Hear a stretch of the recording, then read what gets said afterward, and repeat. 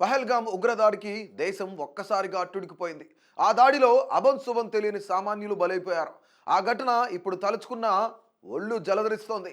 పహల్గామ్ దాడి అనంతరం భారత్ చేపట్టిన ఆపరేషన్ సింధూర్ నేపథ్యంలో పాకిస్తాన్ మరియు పిఓకేలోని ఉగ్రవాద శిబిరాలపై జరిగిన ఈ సైనిక చర్యపై అమెరికా కాంగ్రెస్ నిపుణుల సంఘం ఒక నివేదిక విడుదల చేసింది.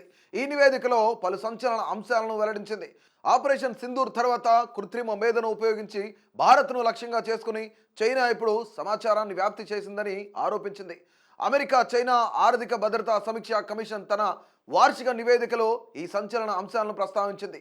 నివేదిక ప్రకారం చైనా కృత్రిమ మేధస్సును ఉపయోగించి నకిలీ చిత్రాలను సృష్టించి ఫేక్ సోషల్ మీడియా ఖాతాల ద్వారా వాటిని ప్రచారం చేసింది.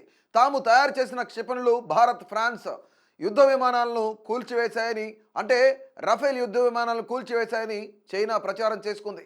దీని వెనుక ఒక వ్యూహం ఉందని, ప్రపంచవ్యాప్తంగా రఫేల్ యుద్ధ విమానాలపై ఉన్న విశ్వాసాన్ని దెబ్బతీయడమే ఈ ప్రచారం యొక్క ముఖ్య ఉద్దేశమని నివేదిక అభిప్రాయపడింది. అదే సమయంలో తన సొంత J-35 యుద్ధ విమానాలకు డిమాండ్ పెంచుకోవాలని చైనా లక్ష్యంగా పెట్టుకుని ఆరోపించింది.